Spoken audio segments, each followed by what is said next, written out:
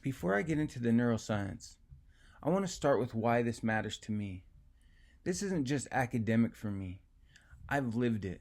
I've gone through the withdrawals, and I know what those first few days of hell feels like. The physical side of it, the restlessness, the tension, the throwing up, the inability to sit still, the feeling like your own body is working against you. That's real and it's intense. And from my experiences as a junkie, shooting heroin, fentanyl, crack, meth, and anything you put in front of me, there is one drug that allowed me to jump back and forth between using and sobriety, giving me that space to live out and be free of that ambivalence.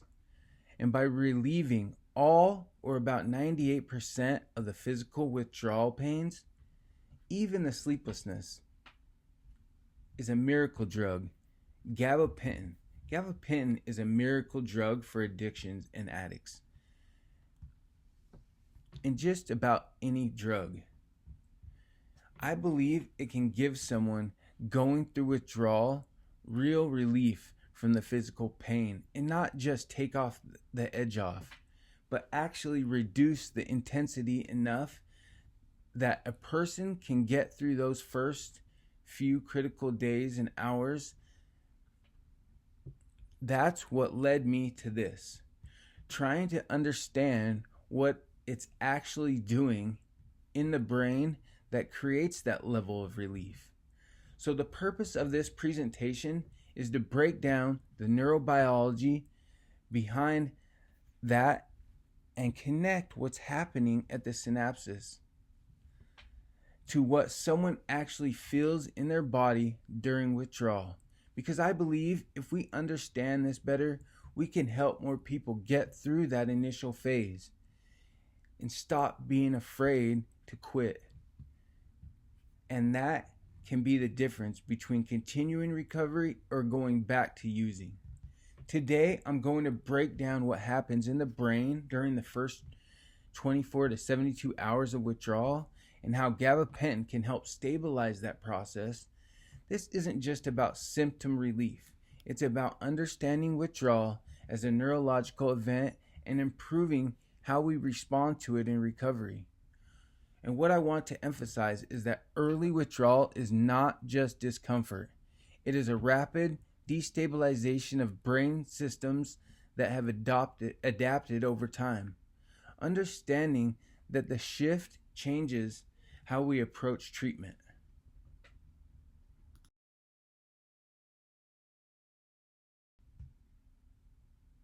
This presentation focuses on 4 key areas. First, what's happening in the brain during early withdrawal? Second, why symptoms feel so intense? Third, how gabapentin and neurontin works neurologically. And finally, what this means for treatment and recovery outcomes. The goal is to connect the biological mechanism to the lived experience of withdrawal, and then connect both of those to practical clinical application.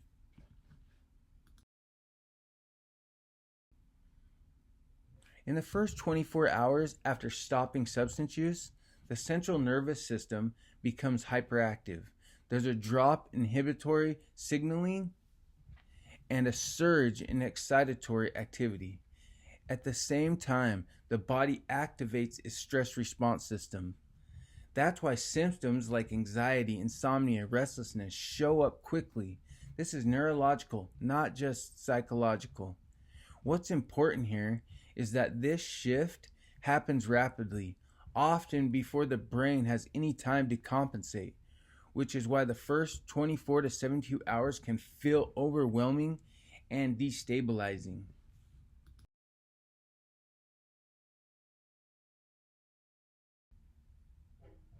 And over time, the brain adapts to substances by adjusting its baseline.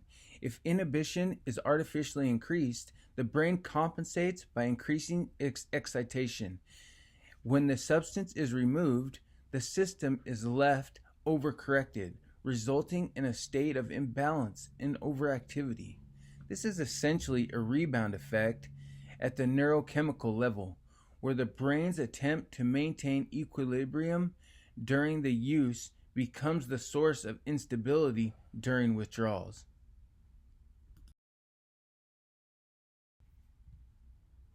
And a major driver of withdrawal is a surge in glutamate, the brain's main excitatory neurotransmitter. This causes neurons to fire excessively, leading to anxiety, agitation, and cravings. In severe cases, this level of overactivation can even result in seizures. From a systems perspective, this glutamate surge creates a cascade effect where one overactive signal leads to another, amplifying both physical and psychological systems.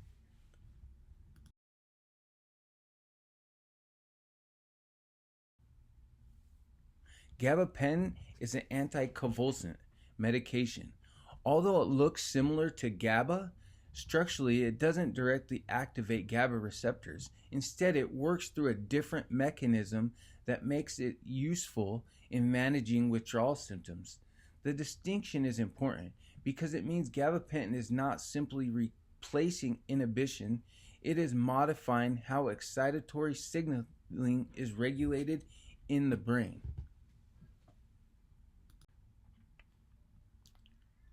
And as you have the overactive neurotransmitters, gabapentin binds to voltage-gated calcium channels in neurons.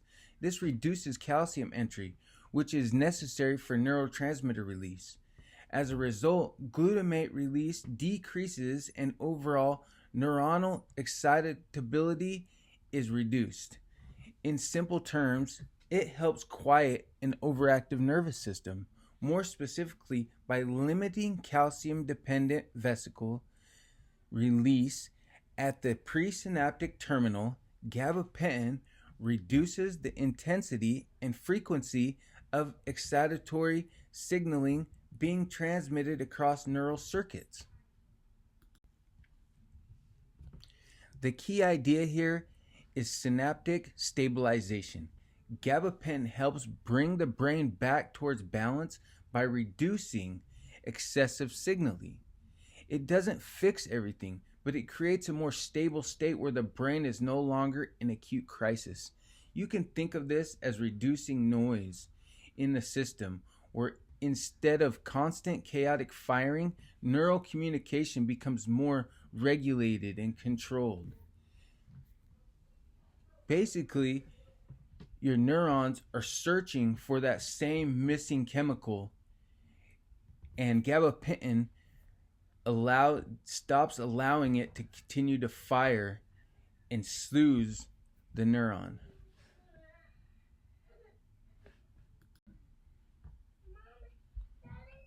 I want to go deeper here, not just into established science, but into how I understand this process through both research and lived experience. At the presynaptic level, gabapentin reduces calcium influx, which limits glutamate release from the axon terminal. From my perspective, this feels like a reduction in the intensity of signaling across the synapses. Less glutamate in the synaptic cleft means less overstimulation of the postsynaptic neuron. Even though gabapentin doesn't directly activate GABA receptors, the net effect shifts the system towards inhibition and balance. From my own experience, this translated into a real decrease in physical withdrawal symptoms, less tension, less restlessness, and a calmer body state. So while this includes interpretation, it connects the biology to what withdrawal actually feels like. That directly supports your less signal across the synapses equals less physical withdrawal intensity. Explanation. What I interpret is that this reduction is excitatory transmission may also stabilize firing patterns along axons, preventing the rapid, repetitive signaling that contributes to physical withdrawal sensations. So while this model includes personal interpretation, it is grounded in known mechanisms and helps bridge the gap between neurochemistry and lived experience.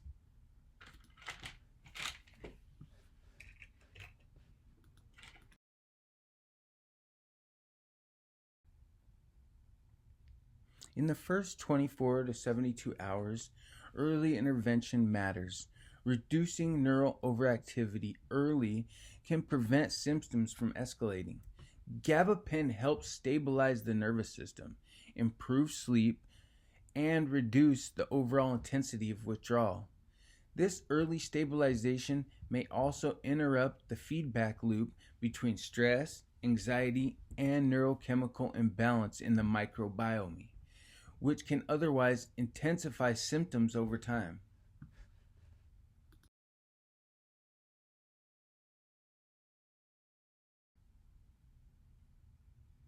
For patients, this translates into real relief. Loss of anxiety, no more vomiting, get better sleep, reduced agitation, and less physical discomfort. In some cases, it also reduces cravings. But most importantly, it allows the person to function and engage in recovery. That ability to function is critical because it shifts the individual from a state of survival to a state where they can actually participate in treatment.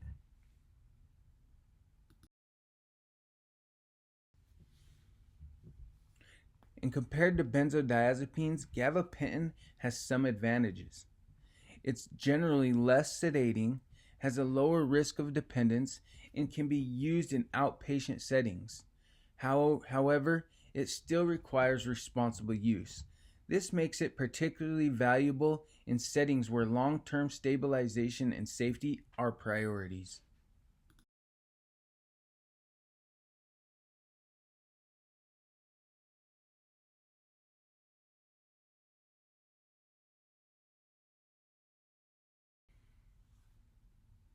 And yes, gabapentin is not without risks.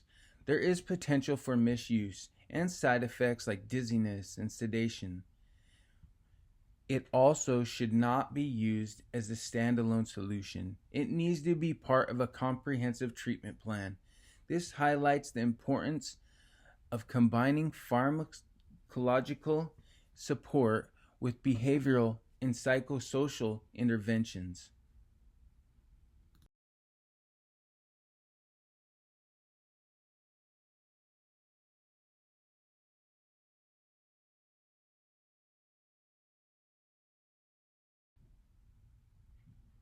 And when used appropriately, gabapentin can improve treatment retention and reduce early relapse risks. By stabilizing the brain, it allows individuals to engage more fully into therapy and recovery services. And this is especially important in early recovery, where instability often leads to dropout and relapse. Let's help these individuals to stop being scared of withdrawals.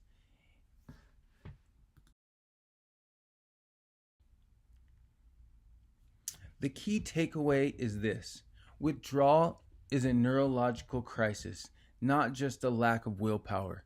Gabapentin helps stabilizes that crisis and acts as a bridge to recovery. It creates a window of opportunity where the brain is stable enough for meaningful change to begin.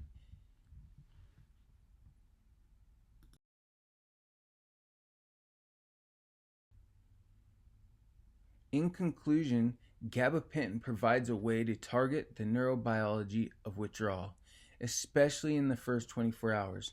This opens the door for better treatment approaches and future research into synaptic stabilization and recovery outcomes. And moving forward, integrating lived experience with neuroscience may help refine how we understand and treat withdrawal at both the clinical and human level.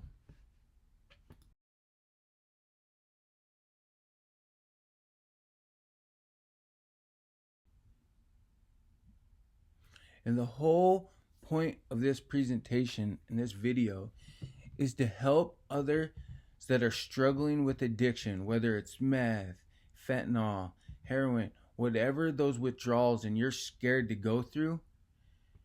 This video and the findings that I'm helping you understand are backed with peer-reviewed sources, not just my own experiences. These are peer-reviewed sources supporting the known mechanisms. My experiential model builds on this foundation, but extends into how these processes are felt during withdrawal. Early review of gabapentin's effects on ion channels and synaptic mechanisms provides modern structural evidence of gabapentin binding to calcium channels, foundational work identifying the A2 subunit targeting as a primary mechanism, showing gabapentin reduces calcium influx, attenuate neurotransmission, explains how gabapentin inhibits presynaptic calcium channel trafficking and reduces excitatory neurotransmitter release, demonstrates that gabapentin binds to the A21 subunit of voltage-gated calcium channels. And I hope that this helps and frees anyone that is suffering with addiction. We do recover.